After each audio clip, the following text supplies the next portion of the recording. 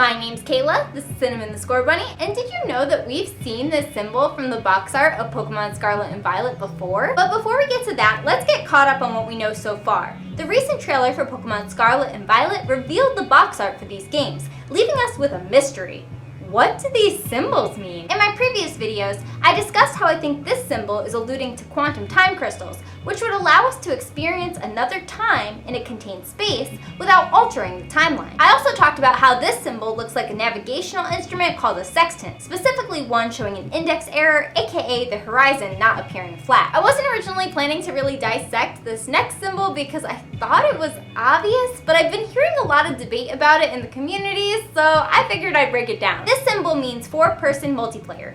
Each dot represents a person, and they are all interacting with each other, meaning this isn't just for double battles. The trailer already showed this type of multiplayer, confirming that it's in the game. That's why I thought this was obvious. We've literally already seen it. This symbol has actually been used in Pokemon before to indicate 4-person multiplayer. Specifically, we've seen it in the Gen 7 games for the Battle Royale, a format where 4 people played together without needing to team up like in double battles. The fists are all in the same positions as the circles and are even pointing to each other in the exact same way. So yeah, this symbol is alluding to 4-person multiplayer. That leaves us with just one symbol to figure out. And honestly, I'm not sure about this one. At first, I thought that maybe this is related to whatever the new battle gimmick is, but I actually don't think that anymore. I've had a few people suggest that this kind of looks like a stat block, and in my opinion, that's the thing that fits the best. In Pokemon Legends Arceus, the way we were able to adjust our stats was more streamlined than ever before. While I'm personally a fan of EVs because they allow for more variety and competitive,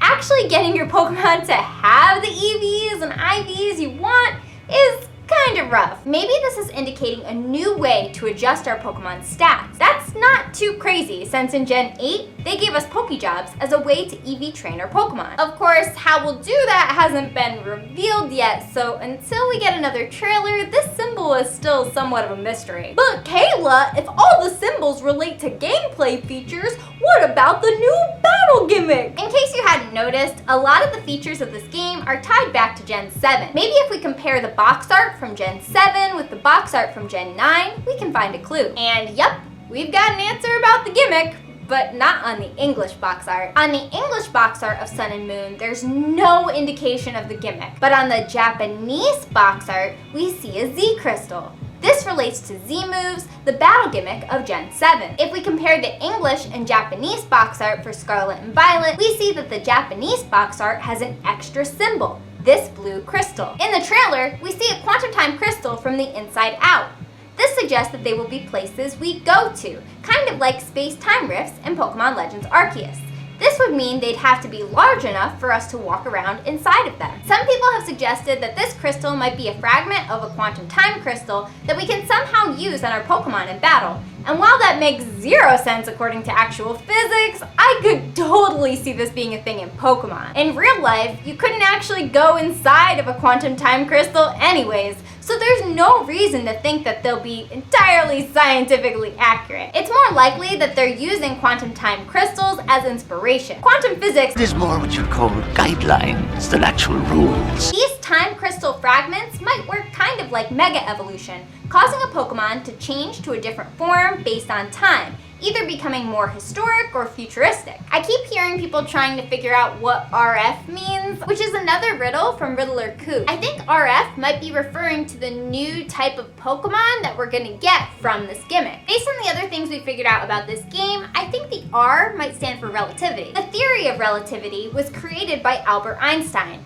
Most people know it as E equals mc squared, which is an equation showing how speed impacts mass, time, and space. Basically, time is a huge issue in physics. Einstein and Cotino, the guy who perfected the sextant, argued a lot about how this all works. Again, why I think the professor characters are probably somewhat inspired by Cotino. Okay, so if the R is relativity, what about the F? Originally, I thought the F might stand for forms, like relativity forms, but then Ku posted that the F is actually the more important part of this phrase, so it's probably not forms. I literally went through an online dictionary looking at words that start with F, and I think I found one that might fit. What if instead of relativity forms, it's relativity fusions? We've been seeing more and more of this idea of fusions in Pokemon, especially in Gen 8. For example, the fossil Pokemon from Generation 8 were all fusions of different fossil Pokemon. Additionally, we had Calyrex, which could ride either Glastrier or Spectrier. Maybe the smaller crystals in the box art will allow a Pokemon to fuse with either a historical or future version of itself. This also fits well with a tweet by Riddler Coo, which said that he could neither confirm nor deny about the existence of some form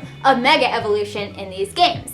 It might not be Mega Evolution directly, but it might be a similar mechanic. But what do you think? If you think this theory is correct, or if you have any other theories about what these symbols mean, make sure to drop it down in the comments. I'm actually planning to do a video where I go through the comments on different things and look at all your theories and try to piece together which ones seem to be the most legit versus probably not so much. If you learned something new, make sure to subscribe, share this video around, and click that like button. Bye!